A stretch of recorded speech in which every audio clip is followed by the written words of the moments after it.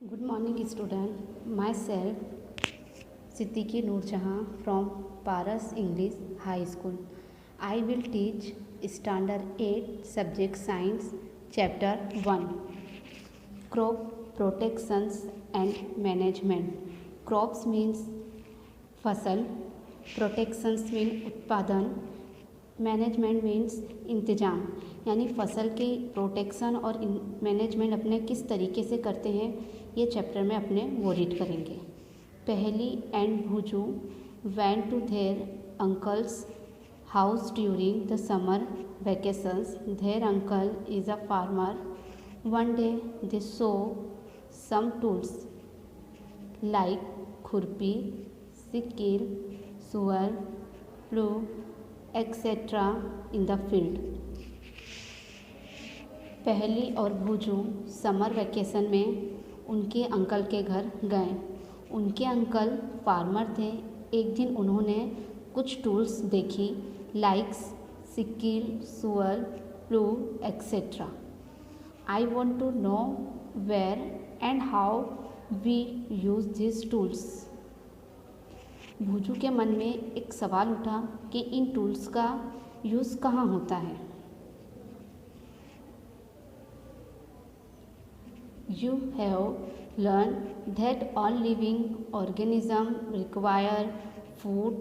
Plants can make their foods themselves. Can you recall how green plants synthesize their own food? Animals, including human, can not make their own foods. So, where do animals get their food from? हम पहले पढ़ चुके हैं सभी organism को food की ज़रूरत होती है।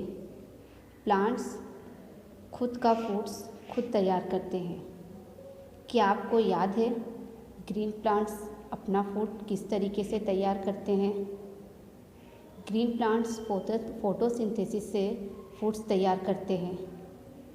एनिमल्स और ह्यूमन्स अपना फूड खुद से तैयार नहीं करते। सो एनिमल्स को फूड कहाँ से मिलता है? But first of all why do we have to eat food? लेकिन अपने फूड्स क्यों खाते हैं? You already know that energy from the food is utilized by organisms for carrying out their various body functions such as digestion, respiration and excretions. We get our food from plants or animals or both.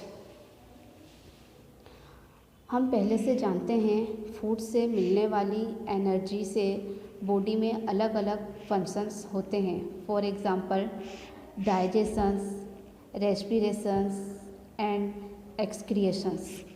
We get our food plants और animals. सभी animals को food से plant से foods मिलता है। कुछ humans vegetarians होते हैं और कुछ non vegetarians. Since we all need food,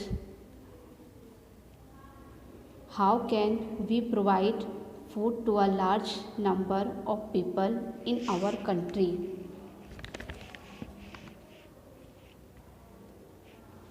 हम सभी को फूड की ज़रूरत होती है, तो फिर सभी को फूड्स किस तरीके से प्रोवाइड कर सकते हैं? Food has to be a large produce on a large scale. Foods को ज़्यादा लार्ज स्केल में प्रोड्यूस कर सकते हैं। In order to provide food for a large populations, regular productions, proper management and distributions is necessary.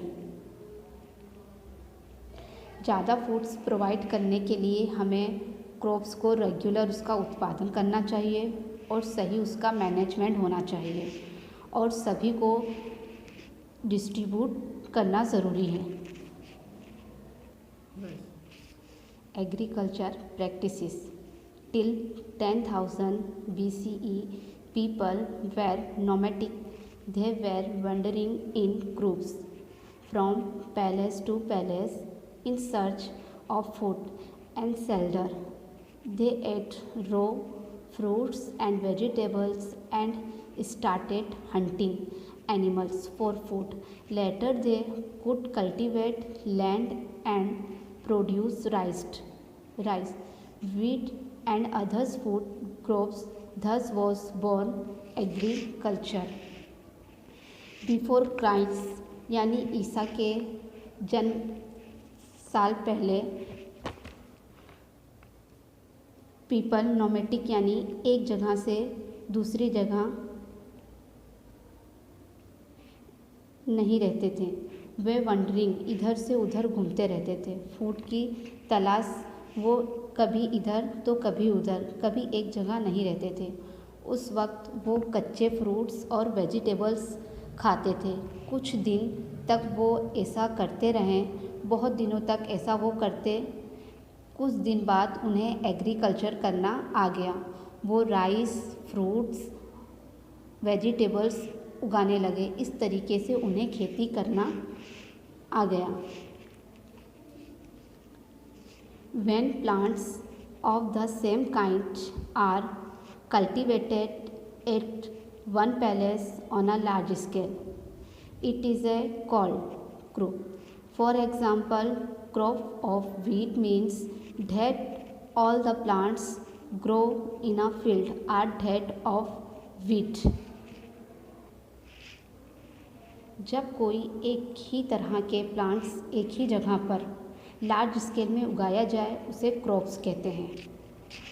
For examples wheat crops का मतलब यहाँ plants सभी प्लांट्स वीट की है। You already now that crops are of different types like cereals, vegetables and fruits. This can be classified on the basis of the seasons in which they grow.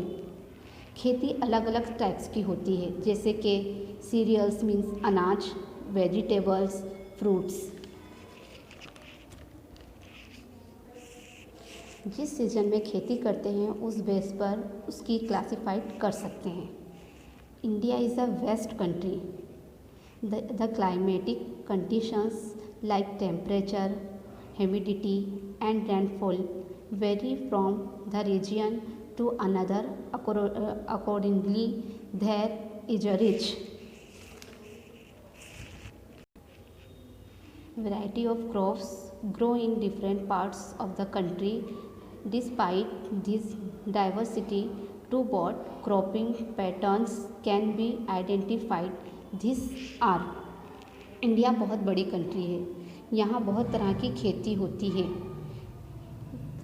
यहाँ crops के लिए temperature, humidity और rainfall condition हर जगह अलग अलग होती है, इसलिए हर जगह अलग अलग क्रॉप्स उगाए जाते हैं. क्रॉप्स को 2 टाइप्स में आइडेंटिफाई किया गया है, जिसे हम यहाँ मालूम करेंगे. फर्स्ट खरीफ क्रॉप्स और सेकेंड रबी क्रॉप्स. पहले हम खरीफ क्रॉप्स के बारे में रीड करेंगे. First kharif crops. The crops which are sown in the rainy seasons are called kharif crops. The rainy seasons in India is generally from June to September. Paddy, maize, soybean, groundnut and cotton are kharif crops. जो crops rainy season में करते हैं उसे खरीफ crops कहते हैं.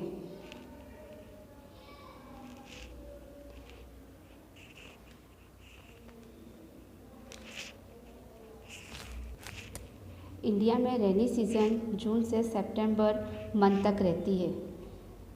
रैनी season में धान, मकई, सोयाबीन, ग्राउंडनट और कॉटन जिसे खरीफ की जाती है जिसे खरीफ क्रॉप्स कहते हैं। रबी crops. The crops grown in the winter seasons October to March are called Rabi crops. Examples of Rabi crops are wheat, gram, pea, mustard and linseed. Besides these pulses and vegetables are grown during summer at many places. जो खेती winter season में करते हैं उसे रबी crops कहते हैं, जो अक्टूबर से मार्च मंथ में तक होती है। फॉर एग्ज़ाम्पल रबी क्रॉप्स में वीट, ग्राम मीन्स चना, पीस, मस्टर्ड मीन्स राई, लाइन सीड अरसी जैसे क्रॉप्स होते हैं। बहुत सी जगह पर समर सीज़न में पल्सेस और वेजिटेबल्स उगाया जाता है।